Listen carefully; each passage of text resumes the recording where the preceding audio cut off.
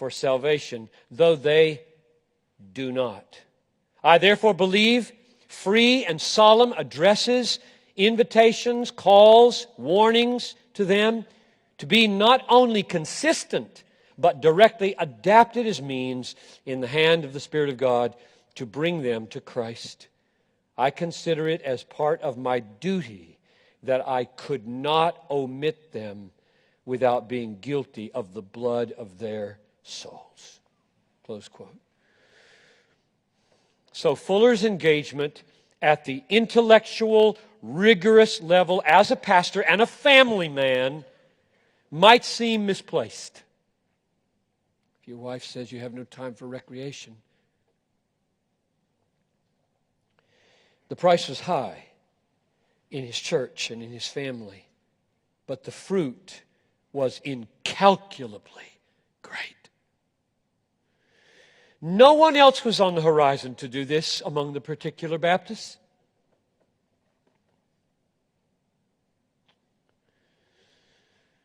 To defeat the church-destroying, evangelism-hindering, missions-killing doctrine, exegetical mumbo-jumbo, and ostensible logic of Hyper-Calvinism. Fuller did it.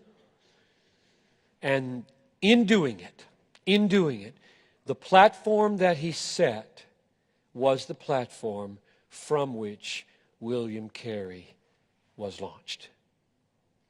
I'm personally not going to throw any stones at the man that I may owe my very life to. More briefly, and finally, Sandemanianism. Before we draw out a few practical applications for us. Fuller's response to this deadening movement called Sandemanianism of his day was part of the platform. In other words, not only do you need a worthy gospel, rightly understood and freely offered, but you need life. You need spiritual life. You need vital faith. And Hyper-Calvinism was killing this, and Sandemanianism was killing this.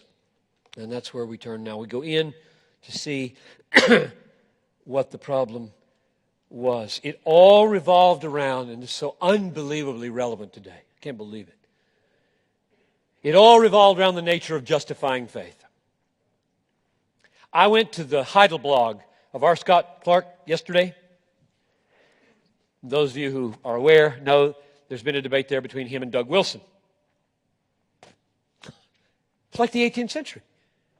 It's just plucked right out of the 18th century. The issues are the same issues. The language is the same language.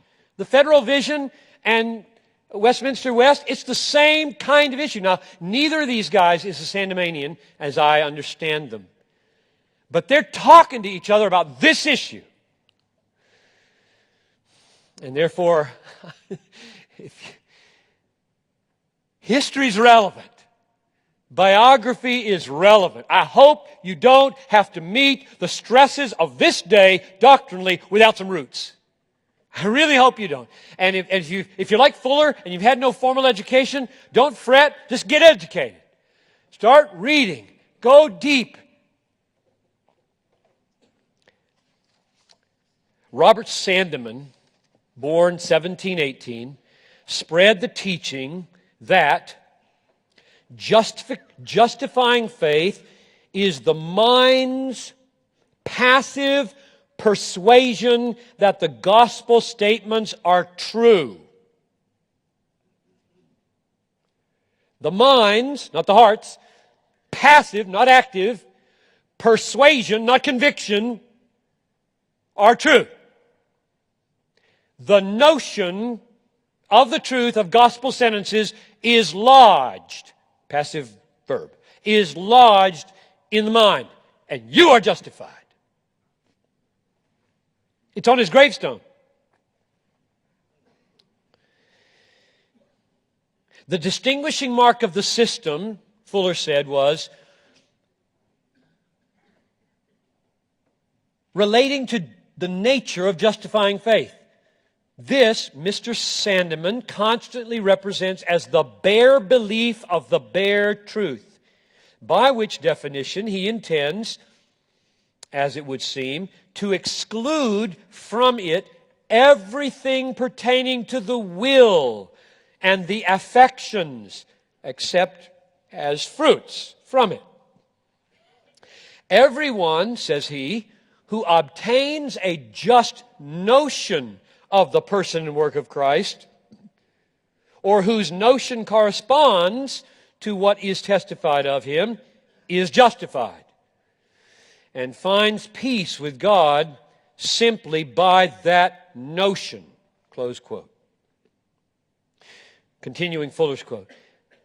This notion he considers as the effect of truth being impressed upon the mind, and denies that the mind is active in it. Quote, this is now a quote from Mr. Sandeman.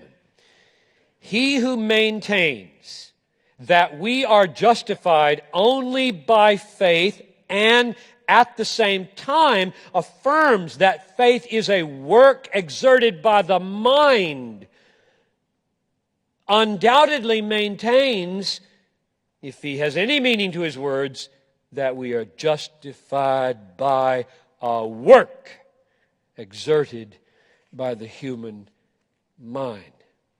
In other words, Sandeman is burdened to protect justification by faith alone. And he believes that if faith is defined as a movement of the mind or the will or the heart, an act, a movement toward, it's a work. It has to be completely passive, involve no exercises of the will or the mind to protect the doctrine from being justification by works. Implicit then, just follow out his logic, implicit then is that faith is not virtuous. It does not partake of any goodness or newness of the soul. Therefore, you see how the logic is working. Oh, learn a lesson about logic here. It isn't logic. It's just the way humans think. Therefore, another therefore in the chain of Sandemanian logic, therefore, regeneration does not precede faith. The renewed heart does not precede and give rise to faith. Else faith would be virtuous and we would be justified by virtue. So, faith now is defined as being perfectly consistent with total enmity against God. That's where logic will take you if you let it run wild without Scripture governance. Now, what was his key text? You know what his key text would be if you just think about it for a moment. His key text is Romans 4:5. And it looks like it works. The one who does not work, but believes in him who justifies the ungodly, his faith is counted as righteousness. So he argues that this term, the justification of the ungodly, means there can be no godliness, no virtue, no renewal, no activity, no quality about faith that has any goodness in it. Otherwise, God is not justifying the ungodly, He's justifying the godly. And so, He has to define faith as passive persuasion of the truth in which the mind is not active. So faith can coexist with ungodliness and be a part of ungodliness. Now, Andrew Fuller saw the effects of this. He took trips to Scotland, and he and his friends, they'd look at each other and say, They would ask, do you have an appropriate place for the effect?